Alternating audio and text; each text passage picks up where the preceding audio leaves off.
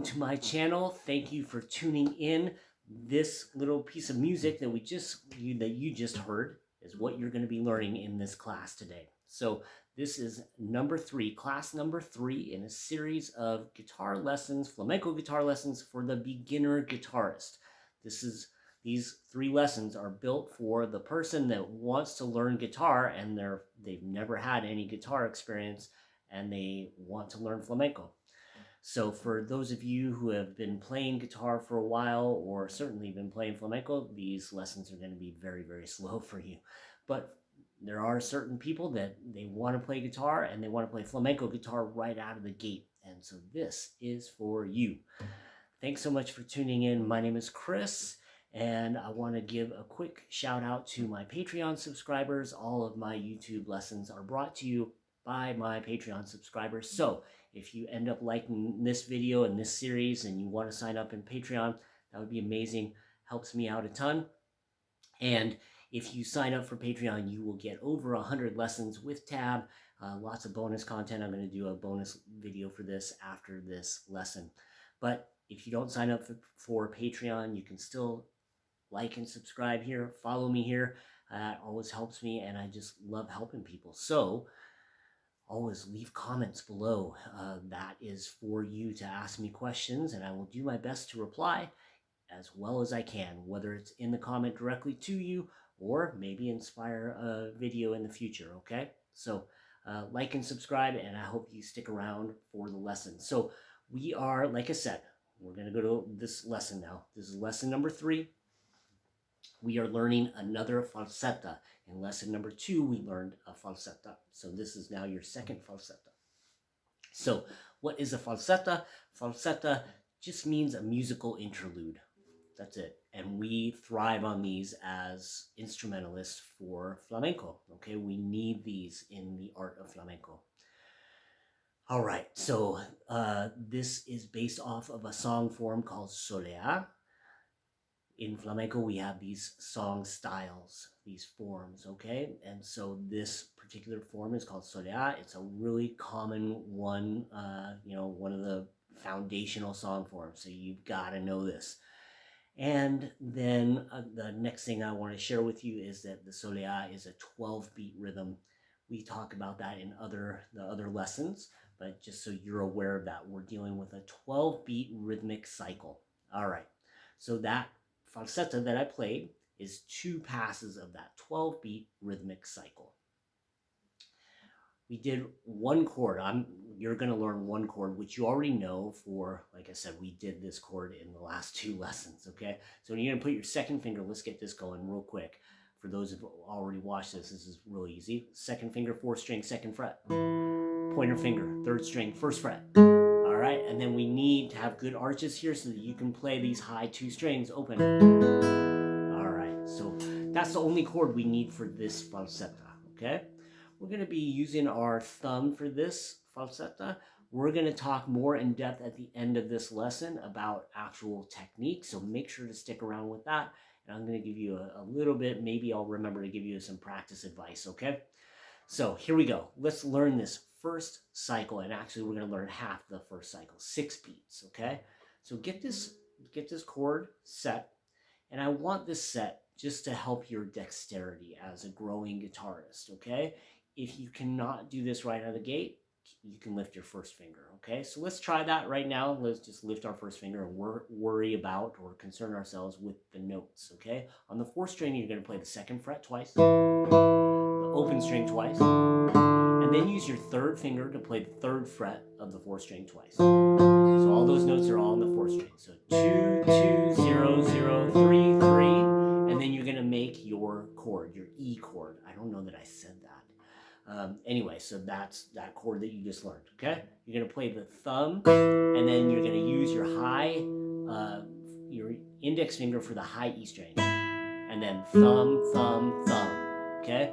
So I played thumb on the 4th string, index finger on the high E string, and then my thumb should be resting on the 3rd string. It goes through that, resting on the 2nd string, goes through that, resting on the 1st string, and goes through that.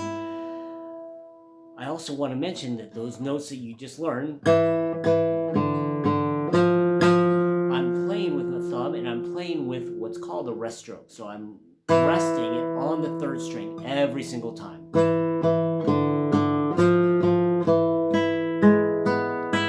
All right, by learning that, you learn the first 6 beats, which, guess what? We're going to repeat that. So really, you learn the whole first rhythmic cycle, the full compás, which is we use that word in multiple ways in flamenco, but right now I'm using it to define a rhythmic cycle. So we learned the first compás, 12 beats, okay? Some of you might have questions about the technique of what I just did. I'm going to address those in a little bit. Let's get through the music first, okay? So we have this 2, 2, 0, 0, 3, 3, and then we play the 2 on the 4th string. Keep on following through. After you play this index finger, follow through, follow through, follow through. You repeat that again. And that equals 12 beats. Trust me on that. We're going to count it in a minute, okay? After we do the second compás. The second compás starts on the 4th string, okay? We start on the 3 though. So we go 3, 3, 2, 2, 0, 0, all on the 4th string. Stay on the 4th string and play 2, 2, 0, 0. Now we go to the 5th string, 3rd fret, play that twice. We go back to the 4th string. All the next notes are going to be on the 4th string. We play 0, 0, 2, 2, 3, 0. And then we play the 2 on the 4th string, the high E string, 3rd string, 2nd string, 1st string. So that final compás is 3, 3, 2, 2, 0, 0, 2, 2, 0, 0, 3, 3. Go back to the 4th string, 0, 0, 2, 2, 3, 0, and then 2, high E, 3rd string, 2nd string, 1st string. All right, that's a lot of numbers. I do have tab available for all my Patreon members. So that is available for you for Patreon members, okay? Pretty easy to memorize, though, all right? Okay, so now let's talk about getting all of this together and talk about the compás, okay? So we have the first phrase from the first compás. 2, 2, 0, 0, 3, 3. So let me count that for you. We're going to go in 8th notes. We're going to go 1 and 2 and 3 and 4 and 5 and 6. Repeat it, and now it's on beat 7. 7 and 8 and 9 and 10 and 11 and 12. So that's 12 beats right there. Now we do the second compás. We start on this 3rd fret of the 4th string. 1 and 2 and 3 and 4 and 5 and 6 and 7 and 8 and 9 and 10 and 11 and 12. And then we are done. Okay, that's the 2 compasses. So now I'm going to put the metronome on. The metronome is really, before I put that on, the metronome is super important and you should be using the metronome. A lot of people get very aggravated about the metronome. I just let you know that that is a sign that you need to use the metronome, okay? I really strongly believe there are no professional musicians that do not use a timekeeper. Most of us use a metronome. However, there are those that will use a drum machine. I discourage that. There is a bass player, a very famous bass player. Her name is Carol Kay. And she was part of a whole session group, and they have a name, and I can't remember what it is. And she says, if you can't groove with a metronome, then you need work, basically, okay? And I believe I'm a believer of that statement, okay? Get it so that the metronome grooves, like you can groove with a metronome. That's the goal, okay? I cannot imagine practicing without a metronome. So hopefully I've sold you on the idea of using a metronome. However, it might be super frustrating. What I want you to do is after I turn this on, it's going to be at 63, 63 beats per minute, okay? I want you to listen to that click and listen how the music falls over the click. Ideally, you will count while I'm playing. I'm not asking you to count while you're playing. I'm asking you to count 1, 2, 3, 4, 5, and kind of let the music wash over you as you're doing that, okay? This is really, really important for you, okay? Trust me, it's going to pay off huge if you put some effort into this rhythm early on in your music career, all right? Okay, so I'm putting this on at 63 beats per minute, okay? Kind of hear it. I'm going to count us in it, meaning I'm going to say 10, 11, 12, and then we start on 1. These phrases start on 1. So I'm going to say 10, 11, 12, and then we start. If you're using this just to get used to the rhythm, then you count along with the metronome, okay? Here we go. And me too, I'm going to count too. And 10, 11, 12, and 1, 2, 3, 4, 5, 6, 7, 8, 9, 10, 11, 12, 1, 2, 3, 4, 5, 6, 7, 8, 9, 10, 11, 12. You might have noticed that we, for most of it, we're playing two notes per click. We would call those eighth notes. We're going 1 and 2 and 3 and. So now I'm going to add that just so that you see that all of those notes fall on a specific subdivision, okay? So here we go. 10, 11, 12, and 1 and 2 and 3 and 4 and 5 and 6, 7, 8 and 9 and 10 and 11 and 12 and 1 and 2 and 3 and 4 and 5 and 6, 7, 8, 9 and 10 and 11 and 12. All right, so I started thinking about something else and I messed up. I added a hammer on, which we'll get to later, okay? So if you caught that, put hammer on in the comments below. So my apologies for that. Anyway, so now we're going to talk about technique. Hopefully you have that, understand what the music is. If you cannot play at that speed yet, now you know that you have to slow down the metronome. You have an ideal speed, 63, and probably it will be faster than that eventually, but that's as fast as we're going to go in this lesson, okay? 63 would be a good goal tempo to be able to play that, plus the other two lessons, and be able to play it non-stop, okay? All right, so now we're going to talk about technique. So if you have a good power of observation, you might have been looking at my picking hand, my motor hand, as to how I'm doing this, how I'm actually picking it. So there are different ways to move your thumb, the end of your thumb, okay? I can flex that joint, I can flex this joint, and I can move it at the wrist. I could even move it at the elbow. I don't have to, I can hold my hand completely still and move my thumb by moving my elbow. So hopefully you might have noticed that I was doing something different with my thumb. I call this, other flamencos might call it, but I don't know, but I call it Pulgar Technique. We're definitely using our pulgar. This is our thumb. Okay, we're definitely using that. But I differentiate this, okay? Because we do use our thumb, our pulgar, within other methods of technique.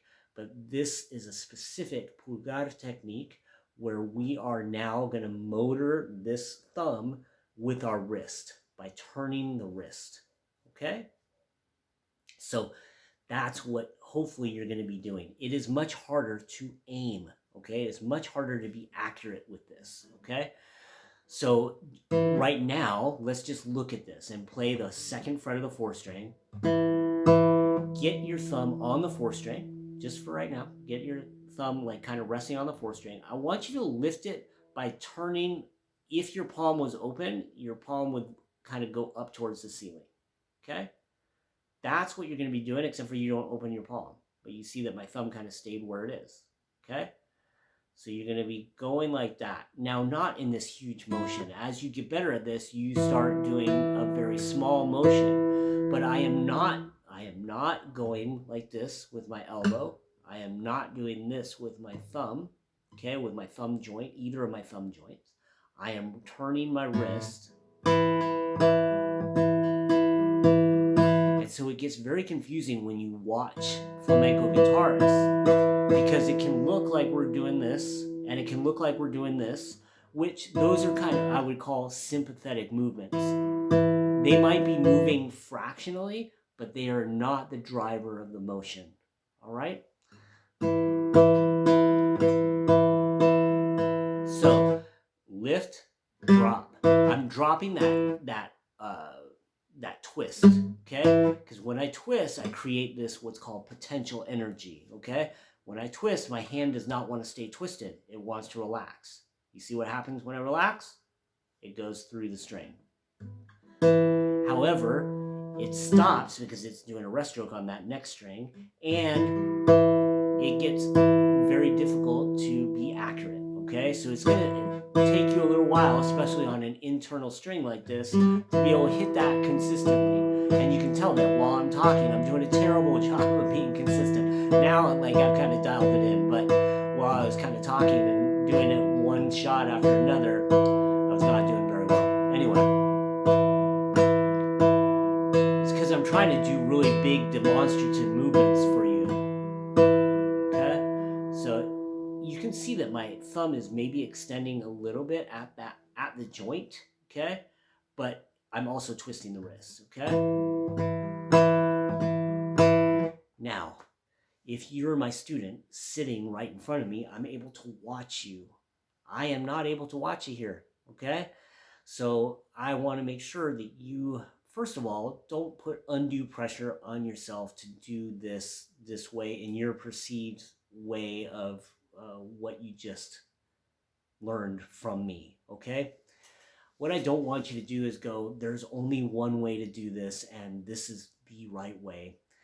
This is an important technique in flamenco, but this is not a make or break. If you get very good at flamenco guitar and you do all your thumb strokes like this, where your wrist doesn't move, it's going to be okay. You're going to be a little bit quieter. You might not have the dynamic range, and that might not be the best thing for accompanying like dancers in a flamenco dance class setting or something. But overall, if it comes to that, you'll learn how to do this, okay? So what I want you to do primarily is get rest strokes with your thumb. Consider doing this. That motion, what I call the Pulgar motion, okay? That, okay? And work on it, okay? But don't let it stop you from learning the music. Don't make it like this fixed thing or get hyper fixated on, like, I have to get this exactly right. You're going to see a variety of flamenco guitarists where, you know, some will have a real big movement where it's really obvious they're doing this. Some are very, very fine. Some use this a little bit more, okay? I'm kind of looking at my hand, making sure I can see what I'm doing, all right? So it's all okay. I just want to talk to you about that, and that a lot of flamenco guitarists, and especially if you end up, like I said, accompanying flamenco dance and stuff, this starts getting really important when you're in an unmiked environment and you have to play really loud. This helps you get a lot more volume. However, it's harder to aim, okay? All right. So Pulgar Technique is what you should be using for this.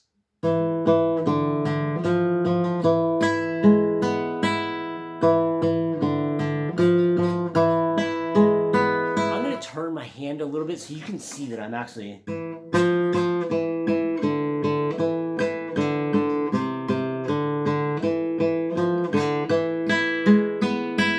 all right.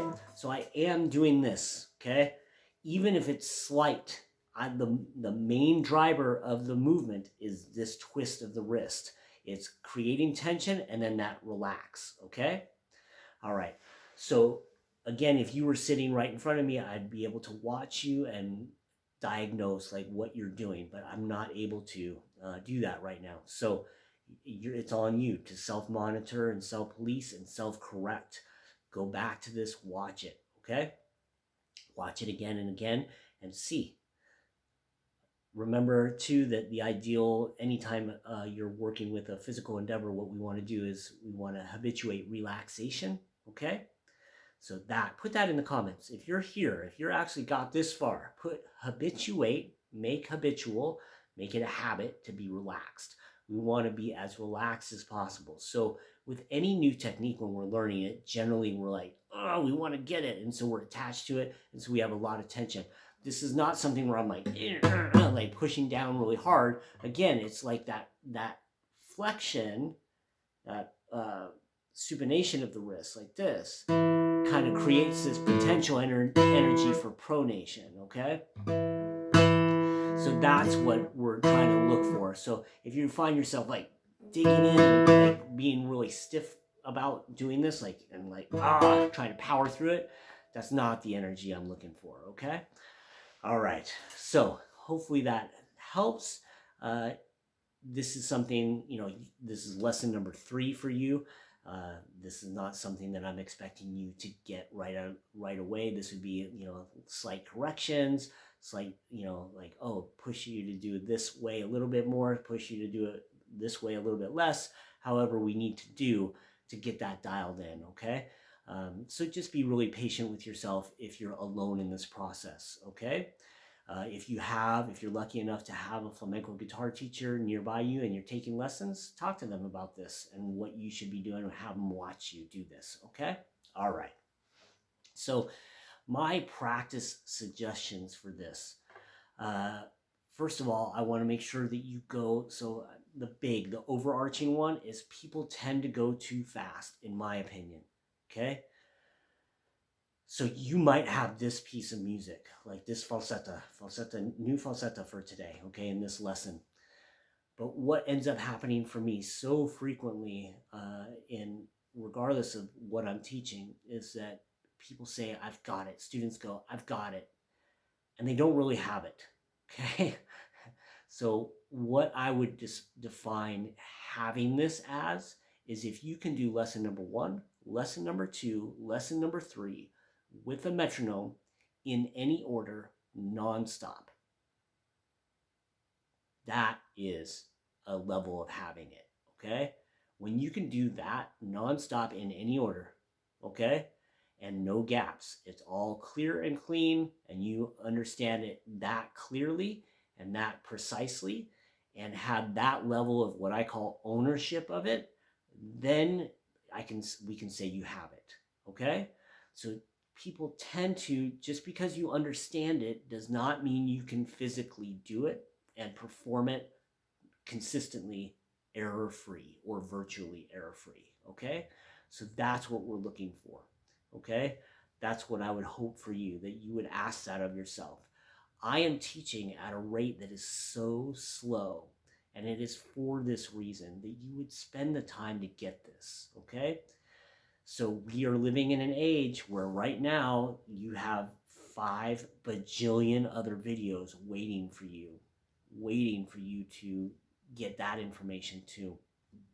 And I would encourage you to slow down. Don't take on so much information. Own the information you have at a higher level. Because once you have that information, even if it's these 3 lessons, at a deeper level, you will ask that of yourself for all the new information. But if you constantly just skim and just get it kind of, you will get a whole bunch of stuff kind of, and you will never fully get anything. You might understand it. You might understand what you're supposed to do, but you actually have to do it, okay? Okay, so I don't know if that's the practice advice you were expecting, kind of a lecture. And hopefully you didn't take it in a bad way. I'm trying to help you. Just understand that most people I see that they're like, oh, well, I got it, and they don't really have it, okay? So we have a definition, a basic definition for what I would consider having it, okay? Meaning that you can play these 3, the past 3 lessons, in succession, nonstop, with a metronome, virtually error-free, multiple times, okay? And in any order. All right. So that's what I would highly recommend, that you work towards that, that you practice that, because again, the better you get this stuff right now, then you will not be satisfied with just leaving other stuff at that surface level. And there is something with our brain, once we understand it, it's hard to put in that work to actually be able to do it well.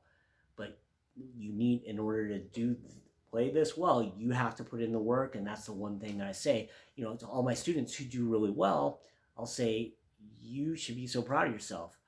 I teach lots of people, but you did the work. I can show you exactly what to do. I want you to do it in this order, and I can build your success. But I can tell you that very few students actually do it, actually put in the work. So you own your work. I don't own it. I give a lot of the same tools to a lot of different students. I say same students, a lot of different students. And it's the students that actually do it that will get better. I can't put in the work for you. Nobody can. You own your work and you own your success on guitar because you're the one putting in that work. All right? So that's it. Life lesson. Put in the work. Don't think you have something or just know, excuse me, I live this all the time too. You know, I am a work in progress, just like you're a work in progress. I might be further on the journey than you, but that doesn't mean I'm not putting in lots of work, and I feel like I need to put in so much more. I can practice 3 hours a day and feel like I need to practice 4. I've practiced years where I practice 9 hours a day and wanted to practice 10. So there's always work to be done, okay? So, and what ends up happening, hopefully, is that you just enjoy the journey because it's awesome. It's like a video game that never ends, you know, that it's the best video game that never ends. There's always a new level, always a new level, always a new level. And each level is fun. It's a new challenge. And we just start enjoying the journey. It's all about enjoying the journey, right? Let me know if you have any questions. I super appreciate you. I do want to let you know that if you have not downloaded my free ebook, you should download it. It's the top 12 exercises and techniques, not top 12 exercises, but the top 12 techniques with exercises to help you prepare those techniques for a flamenco guitar. Okay, so that is available to you. I'll leave a link up here and a link in the description. So definitely download that. It's free, so get that. And then other next steps, make sure to watch number 1 and number 2 if you haven't. Next steps after that, make sure to like and subscribe. Hopefully you've already done that. And then I do have some other lessons with Soleá material that you can start adding to these 3 lessons. However, don't do that too soon. Get these 3 first. We are living in a world where, like I said, you have 5 bajillion other videos waiting for you, and now I just told you I have some of my own, and I would love for you to watch them, but don't watch them too soon. Get this stuff. Get this first, and then move on, all right?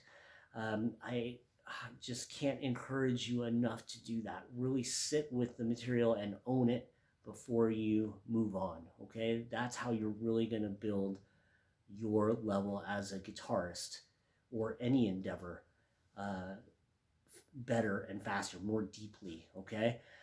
The shallow stuff will happen and you'll get deeper over time. That's like over time. I guess I should be going this way for you. I don't know if like that's left to right for you.